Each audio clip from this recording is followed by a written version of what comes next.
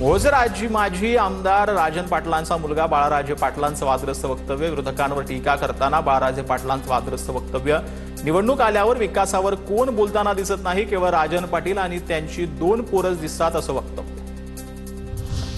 ठाकरेंच्या शिवसेनेच्या अखिल चित्रेंची नितेश राणेंविरोधात राज्यपालांकडे तक्रार, राणेंच्या काही वक्तव्यांमुळे मंत्रिपदाच्या शपथेचा भंग, ग्रामपंचायतीवरती दबावाचा आरोप। राहुल गांधींच्या समर्थनार्थ मुंबईत युवक काँग्रेसचं आंदोलन, लोकसभेत बोलण्यापासून राहुल गांधींना रोखल्याचा आरोप, मुंबई काँग्रेस कार्यालयासमोर युवक काँग्रेसचं आंदोलन। नाशिकमध्ये गिरीश महाजनांच्या विरोधात जनाक्रोश महामोर्चा, प्रजासत्ताक दिनाला भाषणात महाजनांनी डॉक्टर बाबासाहेब आंबेडकरांचा उल्लेख केला नसल्याचा निषेध, यावर वन विभागाच्या महिलांनी आक्षेप घेतला होता। याच प्रकरणी महाजनांविरोधात मोर्चा।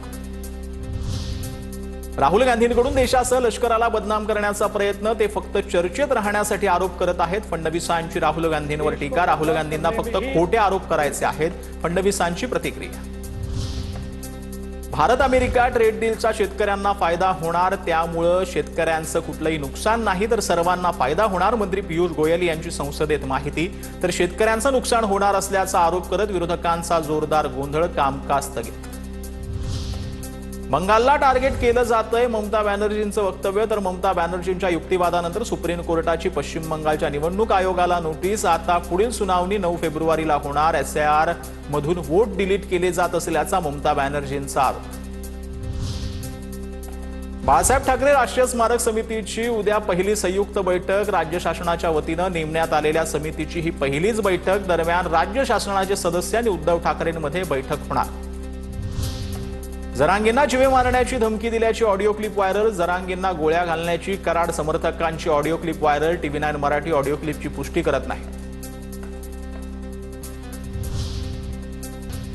विधिमंडळ हक्क भंग समितीची आजची बैठक स्थगित, सुषमा अंधारे, कुणाल कामरा विधान भवनात गैरहजर राहिल्यानं बैठक रद्द। विधिमंडळ हक्क भंग समितीची पुढील बैठक 10 ते 15 किंवा 16 तारखेला होण्याची शक्यता। एकनाथ शिंदेंवर विडंबनात्मक कविता सादर केल्याप्रकरणी विधिमंडळ हक्कभंग समितीची आज बैठक होणार होती। सोनं आणि चांदीच्या दरात पुन्हा मोठी वाढ करण्यात आलेली आहे। सोनं 6,400 रुपये तर चांदी 15,000 रुपयांनी महागला आहे। चांदीनं मोठी घसरण केल्यानंतर पुन्हा सोनं चांदी महागल्याचं पाहायला मिळतं। जळगाव ते इंदूर विमानसेवा एप्रिलपासून सुरू होणार आहे। इंदूर शहरही जळगावशी जोडलं जाणार आहे। जळगावहून इंदूर पोहोचण्यासाठी 1.25 ते 1.5 तासांचा वेळ लागणार।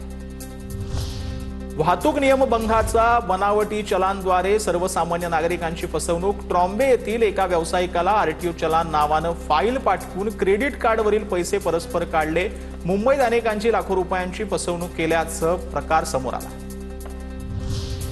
नाशिकच्या येवला बाजार समितीमध्ये कांद्याचे दर कोसळले, सरासरी 600 ते 800 रुपयांवर। शेतकरी आर्थिक अडचणीत, बांगलादेशातील हिंसाचारामुळे कांदा निर्यातीवर परिणाम। डोंबिवली मराठी तरुणीचा शोरमा व्यवसाय पुन्हा सुरू, उद्घाटनाआधीच तरुणीच्या गाडीवर शोरमा घेण्यासाठी ग्राहकांची गर्दी। पालिकेच्या कारवाईनंतर चर्चेत आलेल्या मराठी तरुणीचा शोरमा व्यवसाय सुरू।